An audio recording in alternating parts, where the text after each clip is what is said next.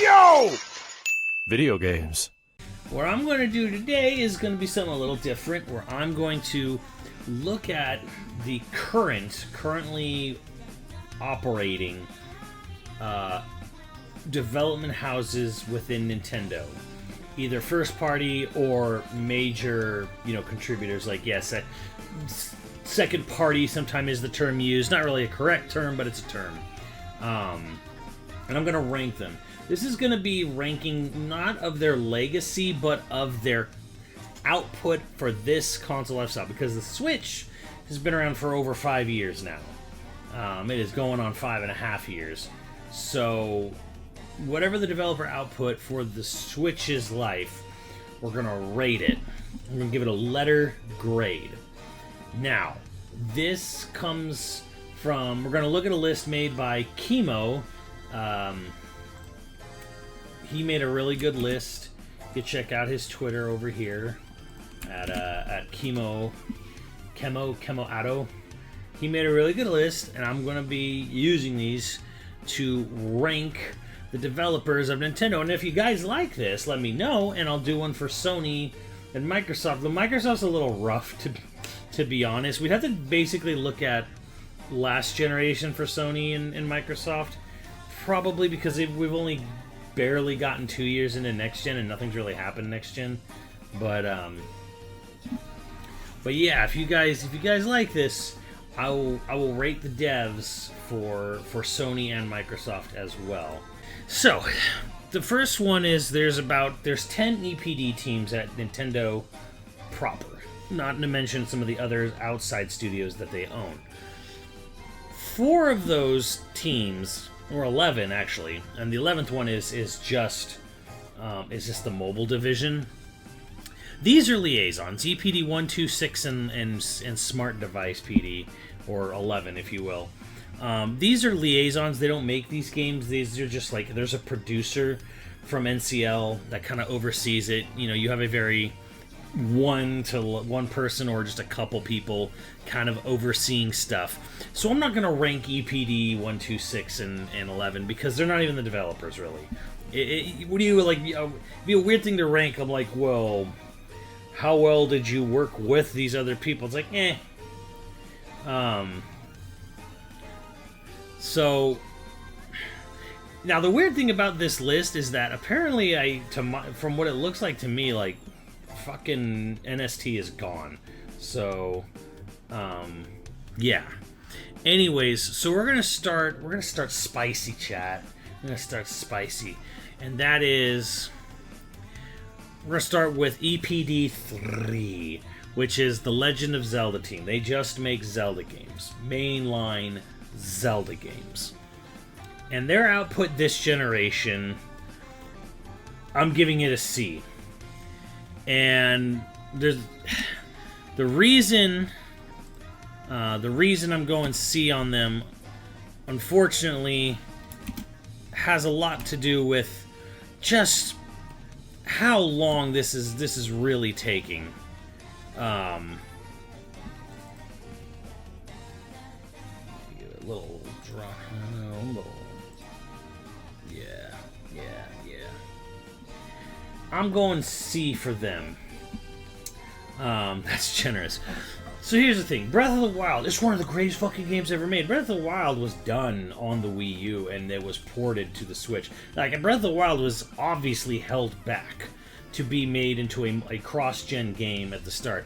And it is taking these motherfuckers 6 years. 6 years to get a follow-up to that game. Not even a brand new Zelda game, brand new... We're talking a follow-up. Same world-ish, like at least partially some of the same overworld map, but like same characters, a lot of same assets, whatever. And somehow it's taking them 6 fucking years. Unless something really changes with Breath of the Wild 2, where it's like there's this just unbelievably gobsmackingly crazy development on it. I'm gonna say this is weird, and I'm like, 6 years is a long time. And for the fact of the matter is they had to heavily outsource this game. They had to use someone else's engine. They had to use 60% of someone else's development staff to actually finish and realize their ambition. I'm personally very much like, I don't know that I think this development team's been weird this generation to me, because they had a hit game that was just a cross-gen game from a game that basically couldn't save the system that it was going to come out on, so they very purposefully held it back for the launch of the Switch, and it blew up. Great. I'm not counting sales here. I'm counting just output here. Quality of game absolutely has a factor here, but I think all of us who are a little bit more tempered, a little bit more years have come by, we can distance ourselves from it. There's definitely problems with Breath of the Wild. I think it's a good game. It's a good game, but it has issues, and we don't even know if any of those issues are going to get addressed, and it's taking a very, very long time to follow up this fucking game. So yeah, I don't know. Their outputs really slowed down. Slowed to a crawl, to the point of there has never been a longer gap of time between a mainline Zelda game from the main developers, right? So Zelda 1 to Zelda 2, Zelda 2 to Link to the Past, Link to the Past, Link's Awakening. Link's Awakening to Ocarina of Time was the longest gap. We are now past the longest gap. Not even Wind Waker to Twilight Princess, not even Twilight Princess to Skyward Sword, not even Skyward Sword to Breath of the Wild has there been a longer amount of time between major mainline Zelda releases. So yeah, it is a good game, but it does have, I feel it loses a bit of its allure when the honeymoon phase wears off.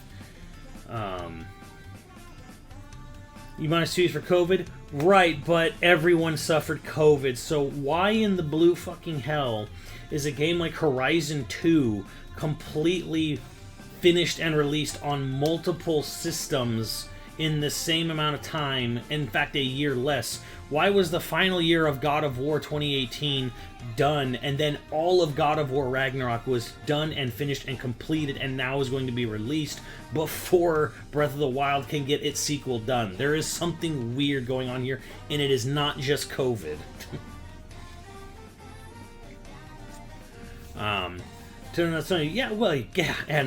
And all of Torna, all of Definitive Edition, all of Xenoblade 3, all was made in the time between the release of Breath of the Wild.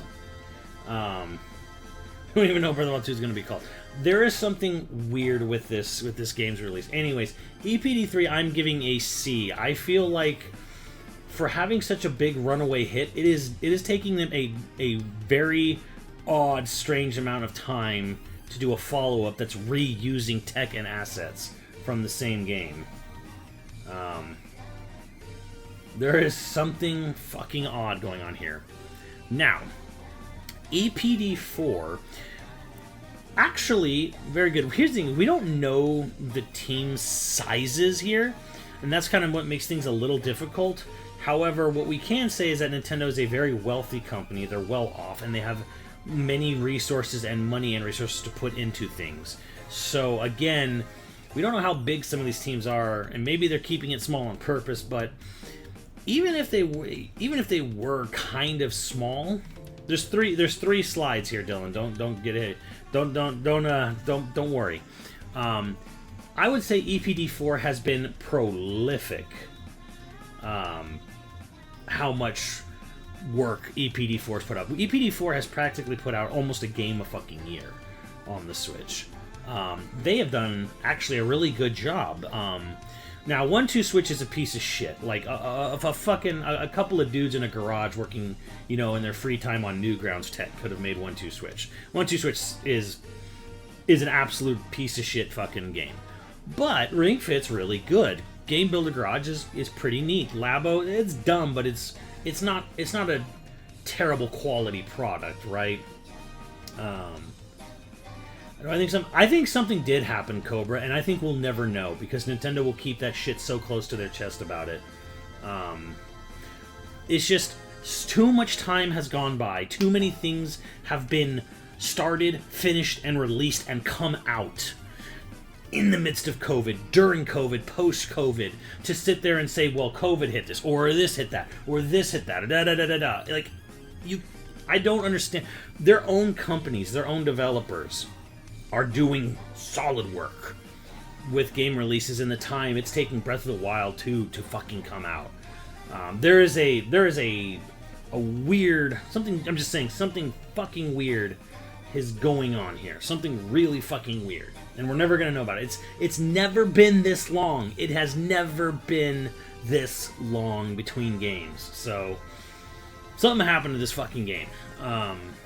But anyways, moving on to EPD 4, I actually am going to give these guys a fucking solid A. I think they've done an excellent job at keeping the software flow going and keeping themselves busy. I think they've done a great job. I say A for effort over here on EPD 4. I think they've done a really good job. Now their games are not exactly, what you want necessarily, but I think they make up for their shortcomings or how like simple and whatever their games are by just like, well, at least they're pumping them out. They don't look bad. Like Ring Fit looks good. It's a decent looking, it's a nice looking game.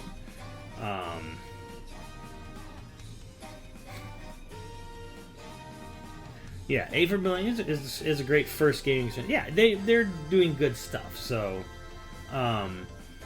they're a good developer. I think they're doing well. EPD 5, I actually think they're also doing really hot because they had to turn around and make Splatoon 2 really quick, and they got it out. And they had a really big expansion for Splatoon. What's up, Baked It? And they did Animal Crossing, and they are now done with Splatoon 3. I think EPD 5 has done a fantastic job of actually kind of like keeping up with stuff.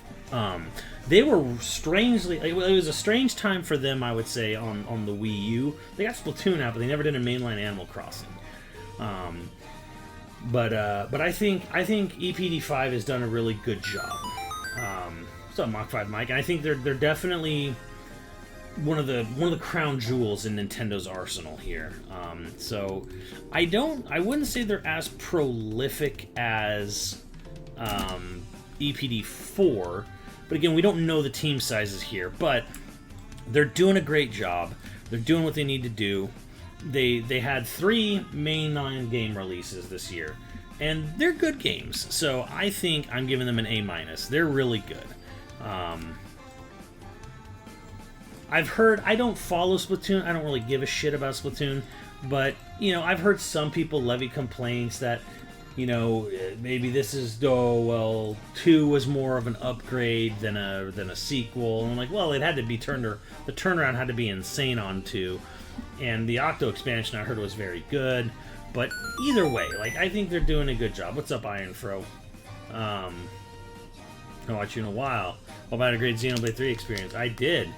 Now you can watch Nico have his great Xenoblade 3 experience. Splatoon 3? No, I don't give a fuck. EPD 7. This is Sakamoto's branch. He typically he did Metroid, Tamagotchi Life, Mitoma Rhythm. I think Sakamoto's a piece of shit human. And honestly, like, their only claim to fame is WarioWare at this point. Honestly, where the fuck have they been? It's been my thing. Like, you could say, well, they had the WarioWare Get It Together game come out last year, but, like, again, that was something fucking Newgrounds did 20 years ago. So for this generation, this specific generation, I'm giving them a fucking F. They're a failure of a development studio. I don't know what they're doing. Where are they? They belong on a milk carton. And it's weird because Rhythm Heaven's a really cool, fun game. A lot of people like Tamagotchi Life, whatever. But I don't know what's going on here. They need to fucking they need to do something. Like, this is bizarre because they didn't have nothing. Remember, they didn't do the last 2 2D Metroids. So where the fuck are they? There's been no Rhythm Heaven, no follow-up to Tamagotchi Life. Yeah, I guess that got scared away from your glitching of strange relationships, you fucking asshole. Yeah, I remember that. I don't forget. So, yeah. EPD 7 is a complete failure of a development house right now. I don't know what they're doing. What are they doing? So, I have no idea what's going on there. There was one WarioWare on Switch. Yeah, and it's like, didn't Intelligences or someone else have something to do with that? I don't know. It's very fucking bizarre. But that development house has like basically done nothing. This whole generation. I don't know what's going on there. Yeah, Intelligent Systems worked on it. Like, they worked on WarioWare Get Together. Like, this is a complete, like, I don't know what they're doing. Maybe the department's actually been shuttered? Maybe they've been shifted around and moved to different places we don't even know? Because, like, there's no output from them for, like, more than 5 years. So, I don't know what's going on there, but that whole development studio it gets an F, no output. EPD 8. This one's a bit of a heartbreaker for me because this is this is Tokyo, which I still think is one of the crown jewels of Nintendo's development house. But their output this generation has also been very meh. They did Mario Odyssey, which probably began life on the Wii U, more than likely. Maybe. But then again, the studio head is also the lead producer of the Switch hardware itself, so he would have had the earliest possible look at the development architecture. So maybe Mario Odyssey was always the Switch game, who knows. But all we have from them is Mario Odyssey and Bowser's Fury. That's more than Zelda can say, at least, because, okay, yeah, it was another fucking port job of a fucking Wii U game they did, but at least they added, like, an experimental, cool 4-hour, Mario campaign to it. It's a heartbreaker. Mario Odyssey is still probably one of the best overall quality games on the system, flat out. But this studio's output really could have been better this generation, I feel. They are getting a B- only on the fact that they did have Bowser's Fury. Otherwise, they'd probably be in C tier as well. There is rumored that they're doing a 3D Donkey Kong, but this to me this is a heartbreaker because, man, I really think this is the best like internal studio Nintendo has, and its output is just not great, this gen. Could be a little bit smaller.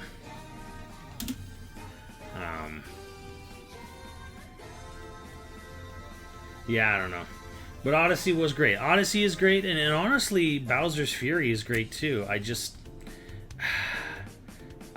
really think we should have gotten more from them in the 5.5 fucking years this system has been on the market.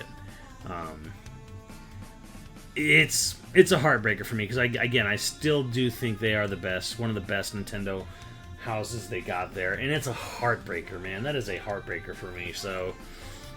Yeah, Tokyo, I wish... You're skirting by on a B- strictly because Bowser's Fury. Like, you added some brand new experimental content to 3D World, but...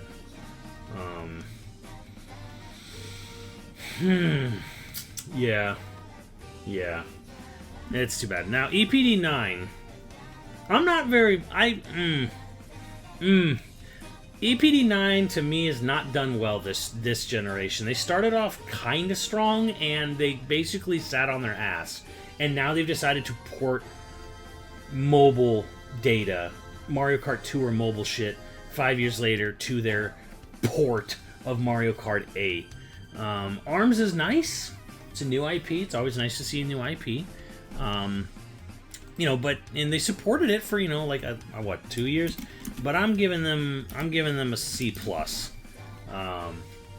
EPD 9. The Mario Kart team, for the amount of time they've had, the amount of success they've garnered, Jesus Christ, they could have done something by now. Like, yeah, and again, Nintendogs is nowhere to be found. I don't know if that really bothers or anyone cares about Nintendogs or whatever there, but yeah, like, their output this generation has been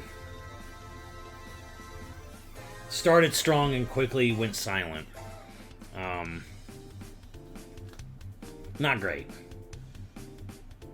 Yeah, like ARMS did get support for a little while. Mario Kart 8 Deluxe is a port of Mario Kart 8 with an added battle mode. They didn't even add new tracks.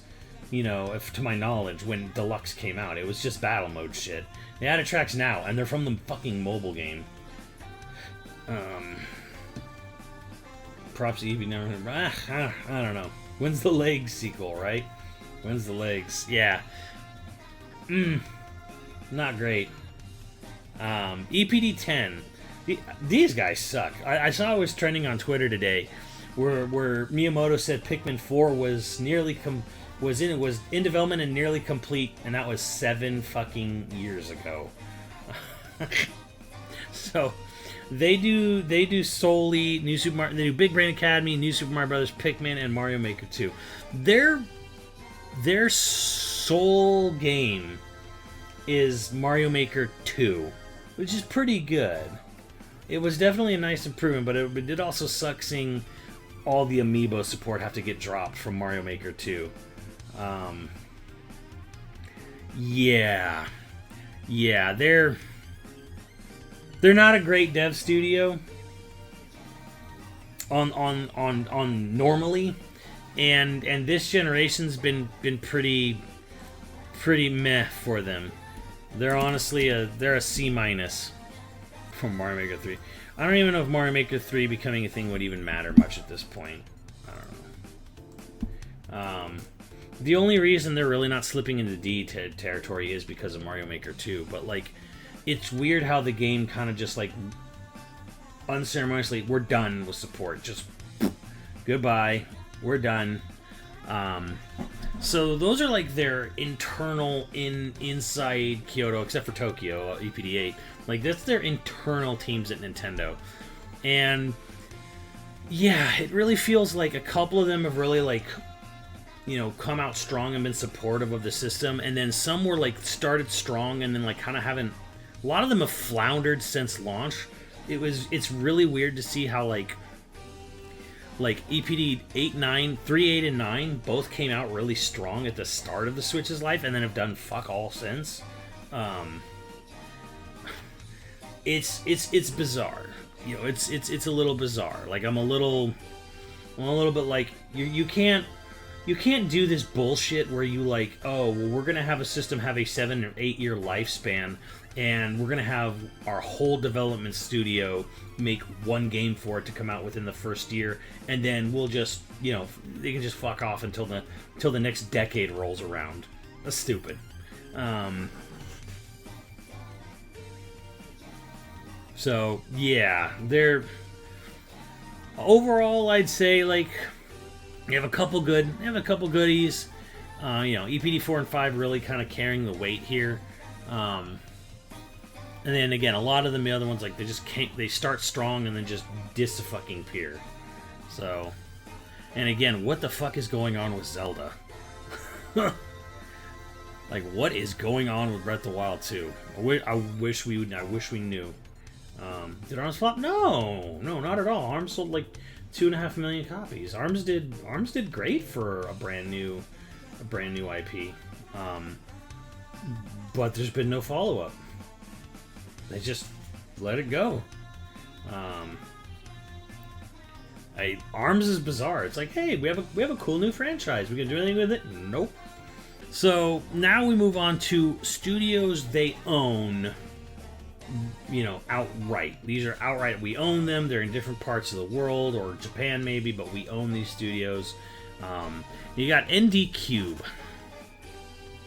I'm giving ND Cube a B+. You know, we had either Nintendo Ninja or maybe it was John over there. John was not too happy with my dissection of Nintendo stuff. You know who you are. So yeah, now we're on to next level games. I would say B. They got Mario Strikers out pretty quick. What's up, Griffin? After being bought. They done well. Luigi's Mansion 3 was a nice, solid entry on the system, right? Luigi's Mansion 3 was good stuff. They could have been. Mario Strikers definitely could have been all right. Definitely could have been a little better, but they do good work. They do good work. I would say B or B plus, honestly. Yeah, I think Next Level Games has really proved themselves as a really valuable asset to Nintendo. Luigi's Mansion 3 sold 11 million copies. It's good stuff. I would love to see them break out and do something a little more ambitious, actually, but I don't know if they have the staff for that or the means for that. But I would love to see, them bust out a little harder. I think the plus bump is deserved. Do you now? Do we really say B plus? Because people were pretty upset about Mario Strikers League or whatever. Super Mario Strikers, whatever the fuck it was called, Battle League. Strikers Battle League. They are growing. It's a good sign. Retro.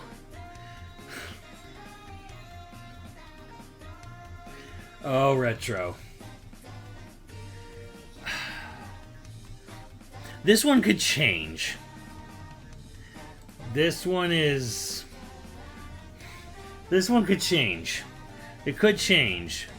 But we don't know. But we're gonna go with D right now. This is not a passing grade, retro. Not a passing grade at all. D for Donkey Kong. A port of Tropical Freeze with Funky Mode is not enough. But we know they're making Metroid Prime 4.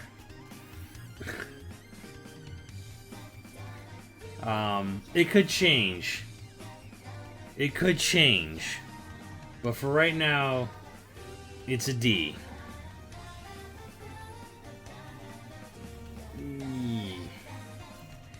K. It could change right now. But I would like for it to change.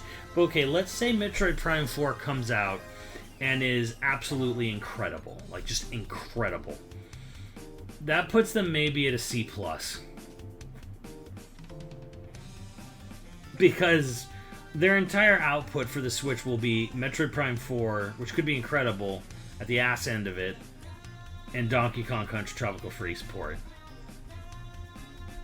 Now, they're generally a one game at a time studio, and shit was canceled. Well, people will never know about that, but shit was canceled. But as a studio, I would say like they're, and it hurts because Tropical Freeze is one of my favorite fucking games ever.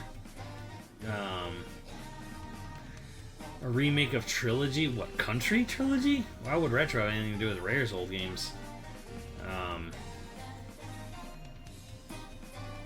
Yeah, that's a D for my beloved Donkey Kong.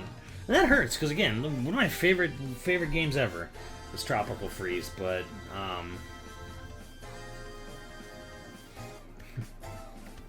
got a D. What, he worked for? Oh, Retro's A. Freaking hurts, man. It does freaking hurt. So yeah. So, okay, last one here is Monolith Soft. They're okay. They kind of work on one game at a time. They're not really fitting in. They don't really fit in Nintendo's mold too much. They kind of make like, they kind of make things that don't really belong on a Nintendo system, but they're okay. They're not as good as like Squaresoft. They don't make games like Persona and Dragon Quest. So. Weird anime shit.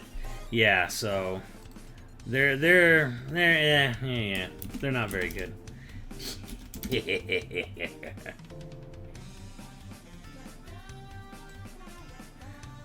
They get an A+. And I'll tell you why they get an A+. Because it's not just the games they make, but it's the fact that they made a massive fucking JRPG within the first year of the system's life. They made that massive JRPG within 2 years of the last game that they made, which was also a massive RPG. And within those 2 years, they had to do that with 40% of their staff. And because the other 60% had to go and help this fucking C-tier team up here finish Zelda and give them an engine and give them an ability to make the game they wanted to make. And then they made an expansion pass for that RPG within the first year. Within 9 months, that was large enough to be its own fucking game. And then they decided to remake one of their first earliest biggest hits. And not only did they remake it, like completely redo all the character models, they decided to add a 10-hour epilogue to that. And then they decided, at the same time, they were going to make another fucking massive RPG. A completely new one. And have that out within less than 2 years of their big remake. So, they've pretty much become invaluable to Nintendo. Zelda would not exist the way it is without them. And that is just a fucking fact. So they're probably Nintendo's most important developer, considering the asset work they've done for Splatoon, for Animal Crossing, for all the help they had to do to make Zelda come together, both of them, and then on top of that, making a whole slew of their own games. So, yeah, they're probably Nintendo's best developer that they have right now. Oh, and on top of that, they actually have one of the most progressive and employee-friendly work cultures in the entire country. So, I mean, technically, okay, Xenoblade 3 was actually done in February. I don't know if you guys are aware of this. Like, oh, it wasn't, oh, they actually finished it early. No, they actually finished it back in February.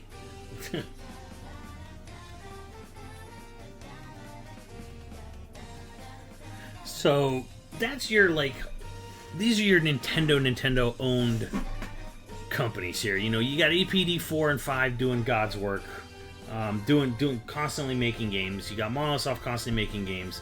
You've got some solid, you know, B-tier people with like ND Cube and Next Level Games. I feel Retro's a bit of a dark horse. It could come back. Disney buys new studio. I don't know. I mean, they have studios. They're just... I don't think Nintendo should buy more studios if the studios they own aren't really outputting at any sort of decent pace.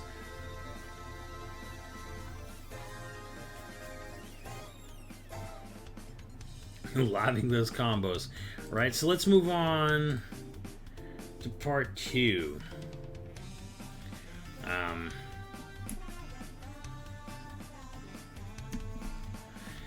Historical partners. These are people Nintendo does not own. They are not owned by Nintendo, but they are so closely linked to Nintendo they might as well be. And you have, first we have HAL Laboratory.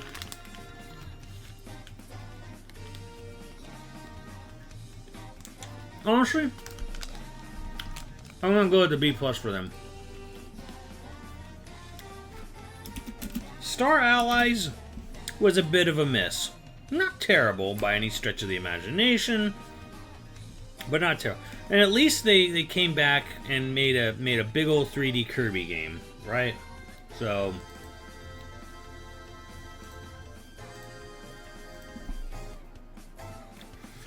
Koibi, I would say B+ is fair. Yeah. Yeah, Star was kind of dull. I mean, they also do like small stuff like Kirby Clash and Buffet and stuff like that. But they've been pretty prolific. I think they do a pretty good job. But if we're being fair, not everything they do is kind of a winner. All right, so now we have Pokemon Game Freak.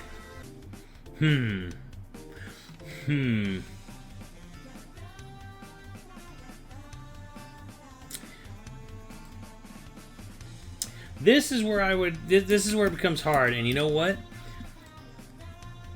You can respect the hustle even if the hustle isn't good. They have a lot of output. They're making a lot of games. They're They're definitely not spending the money they earn. They're definitely not spending the money they earn, but you can't deny that they are pumping these things fucking out. So, you know, you had your Let's Go's, you had your Sword and Shields, you had Arceus, you have Scarlet Violet this year. So they're pumping stuff out. Now I think they're really undervaluing or underselling or whatever. Like, they're really not spending the money they make. So it's kind of like, well, they produce product, and a lot of people will sit there and swear up and down that the product is still fun, even if it doesn't look good. Most people give up trying to, you know, there's no defending how shitty their games look. But, as even Leon, one of our mods here, will tell you, they're at least still fun. They could easily be an A-tier developer if they spent some of the money on hiring some fucking engineers and artists. Oh, poor Camelot. Poor Camelot. Here's the thing. Unlike a lot of these other people, I actually know what Camelot's team size is, and it's small. It is 45 fucking people. So,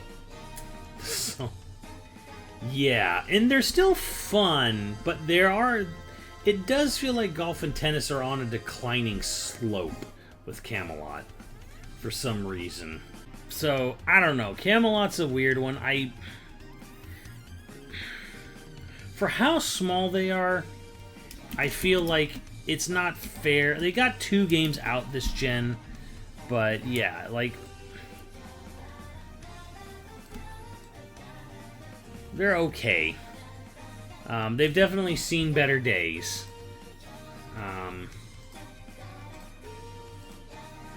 Who knows what they're going to do now that golf and tennis are out for the Switch. Probably work on the next golf and tennis game. You know what they're not going to work on? Golden Sun.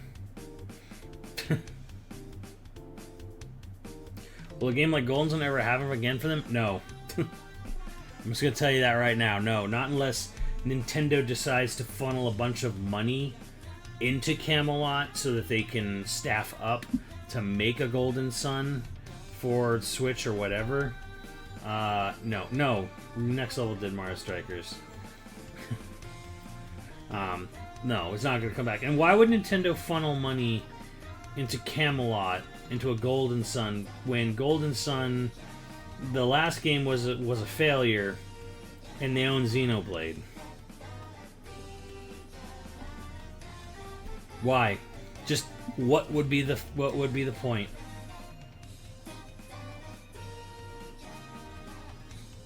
So, no, I don't think Golden Sun's ever coming back. Maybe if someone at Nintendo really wants it to happen, it'll happen, but otherwise, probably not. And Xenoblade's much better anyway, so who cares? Creatures. Where are they? I know there was like a Pokemon Ranger game or something. The Detective Pikachu sequel fucking disappeared. They're very much like EPD 7 and like, where are you? I don't even know what's going on here. What even happened to this studio?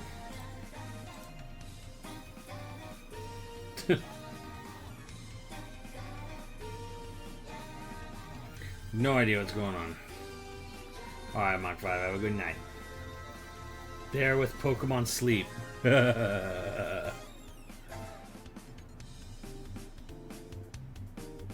Was Pokemon Ranger? I don't know. I don't know what's going on with Creatures. D-. Being Weekend at Bernie's. Intelligent Systems. This is an odd one. Because they haven't done their own Fire Emblems this generation. And they said they couldn't. They provide internal hardware almost as much as they make games. But their output this generation has been bizarre. They did Paper Mario Origami King. They helped out more WarioWare get it together. But Fire Emblem's been outsourced. 4 fucking people from Intelligent Systems worked on 3 houses. 4. They had nothing to do with Fire Emblem. They basically oversaw it. So, I don't know what to really even say about Intelligent Systems. I would say...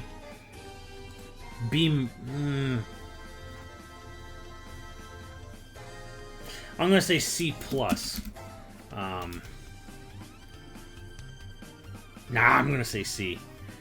This is really bizarre. I don't know what's going on with Intelligent Systems. Because, again, they're not even making Fire Emblem right now. All their resources were taken up for Origami King, I guess. Maybe I'll give them a C+. Maybe a C+. I think a lot, yeah. And for a lot of you people, like, oh, they're A2, they're A2. They didn't fucking do Fire Emblem. They haven't done Fire... The last 3 Fire Emblems were not by them. So... I'm going off what the developers done this generation, and it's like Origami King and WarioWare get it together. That's not much. They did Color Splash in 2016, and then Origami King in 2020.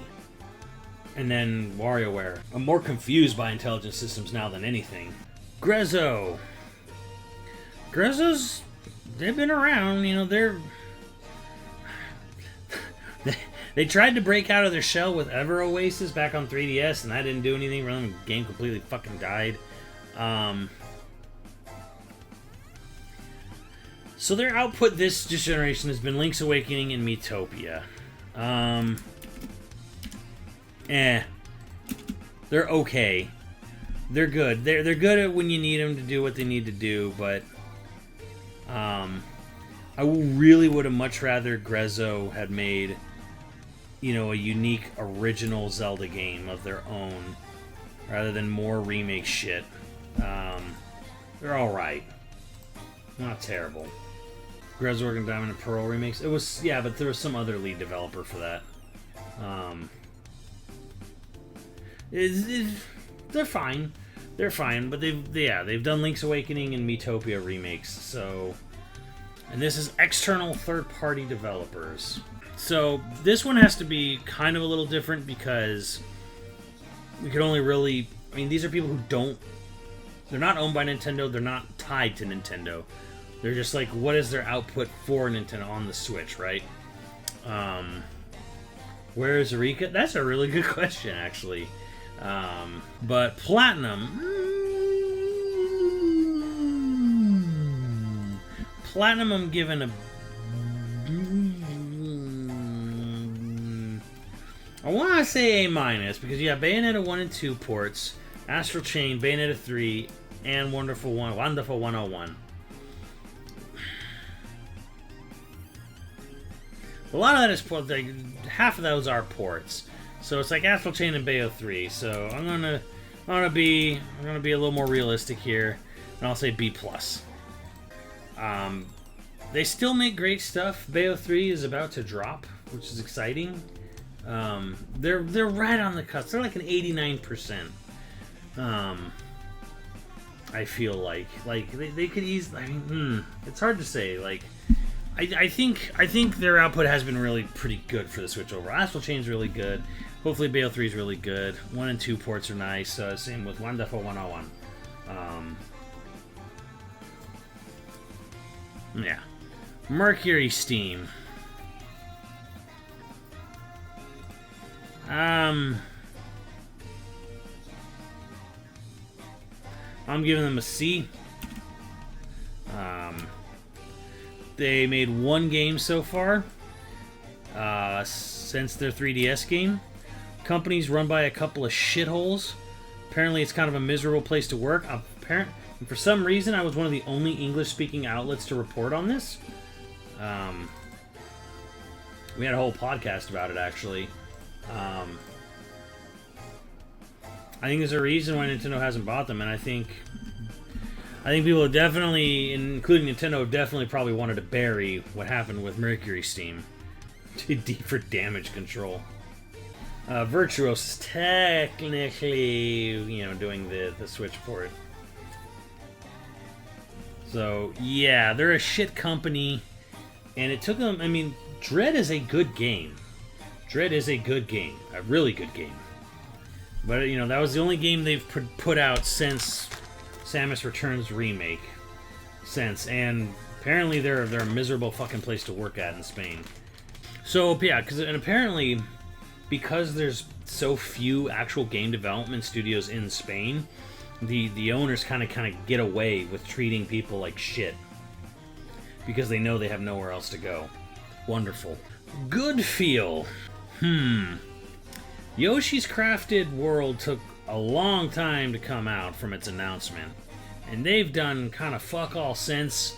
And you know, it took a while after Yoshi's Woolly Butthole to get to that point. Oh,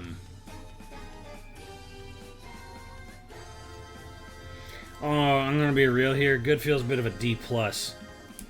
Like their only contribution this gen was Yoshi's Crafted World, and it's okay. I really liked Epic Yarn though, but yeah, I don't know. Yeah, it was an Unreal 4 game. Who knows? Bandai Namco, they actually get a big solid A. They've done a lot of work for Nintendo this gen. Not just Smash Ultimate, but also Pokemon Snap, Pokken, ARMS, Mario Kart 8. Namco's been a big part of success for Nintendo this generation. And consistent too. Like they've been there for a lot of stuff. Namco's been a big ass supporter of the Switch, honestly. Even if you do like, well, where the fuck is Tekken or whatever, but yeah. Namco did work. Namco's done some serious work. And also, honestly, same for Koei Tecmo. They've done 4 fucking games for this system.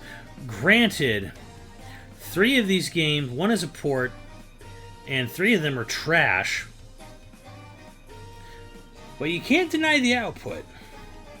You can't deny the output. I'm going to go A- though, because despite their output being good, some of these games run like absolute fucking garbage on the system. But they did make the newest Fire Emblem, which strangely didn't even run well when you're running around the Hogwarts area. But can't deny their output, even if the quality's sus. But yeah, Koei Tecmo, definitely an A. I would say a little A- because they're clearly still making games that they know the Switch can't handle and just kind of like selling it to you anyways. But they're good. They're a good, solid developer. I don't even know why Sega is listed here. They haven't worked with Nintendo like personally in a while. I don't know what the fuck that's. Ubisoft. I'm gonna give Ubisoft a C-, because frankly the only Ubisoft things that even sort of come out, and honestly, like, yeah, they had some exclusive Star Fox shit, and they've done some shoddy ports. Mario Rabbids games are good, but I mean, Ubisoft support for the system is like, it's okay. Like, it's never. I don't know why Sega's here, honestly. But yeah, as far as external developers working on exclusive content, like Koei Tecmo and Namco have sort of been like saving their bacon, and like Platinum is, I feel like they've done a lot of good work, even if they're a little like understated. There's been a couple people where it's like you get a game or two from them. Ubisoft's interesting because like this is a giant, massive company. Like 4 of these, Namco, Sega, Koei, and Ubisoft, these are massive fucking companies where these are developers. So it's a little hard to like, the ratings for these 3 are a little different from the ratings for these 3, right? So yeah, you kind of gotta like, I'm rating more, I'm like, okay, well, what's the company's output on the system been versus like, these are developers, and developers have different gradings on them. So But yeah, overall, how like let's like overall looking at it, you know, as a whole, I would say Nintendo's done all right for themselves. They have a couple owned studios that are really pumping out content. They have a couple. They have about almost as many studios that started strong and have fucking done nothing in the 6 years since, which is strange. And then you got your second party, your historical partners. They're doing okay. Some of them pump out content constantly, like Pokemon, even though the quality is a little in. I guess to sort of just generally reiterate here, I think the star developers in Nintendo's wheelhouse right now is EPD 4, EPD 5. I think EPD 3, 8, and 9 started out strong, but have kind of, I don't know, rested on their laurels. Like, it's taking them way too long to have follow-up to their product. I think ND Cube and Next Level Games are doing fine for themselves. Good, solid products, somewhat consistent releases, nothing mind-blowing. Retro's languishing in dev hell. Hopefully going to come out of that good. Obviously, Monolith Soft's their sort of crown jewel right now, like the tip of the top, cream of the crop. Hal's Hal's being Hal, but they did really kind of like, they took a nice big step forward with Forgotten Land this year, and that's nice to see. Game Freak is, well, they're pumping it out, but like their quality suffers. Camelot's doing what Camelot does, which is not really exciting, and they're not really getting any better. Intelligent Systems is also sort of an oddball for me because they're not even doing their own Fire Emblems anymore. Like, everything is all full steam ahead on Paper Mario or Origami King. Who cares? And it's okay, I guess. Whatever.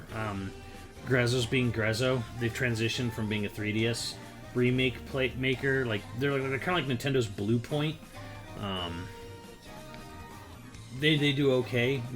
Would like to see them break out of, again, their shell a little bit. Third-party stuff is kind of hit or miss. Koei Tecmo really carrying a lot of weight for Nintendo. Namco carrying a lot, even more weight for Nintendo. And then, like, some of their other partners are like, yeah, they pumped out a game within a half a decade or more. Mercury Steam and Goodfeel. Platinum's done pretty well for itself, honestly. Astral Chain's good. Bayonetta 3's in a month. We'll see how that fares. Yeah, the big one that's going to get everyone pissed at me is the Zelda team, and I stand by it. Like, Breath of the Wild was a Wii U game that they held back and intentionally ported to have a big game on the Switch. It wasn't even a Switch game. And it's taking them the entire life of the Switch to do a follow-up to that game. So, yeah, that is my rating of Nintendo developers.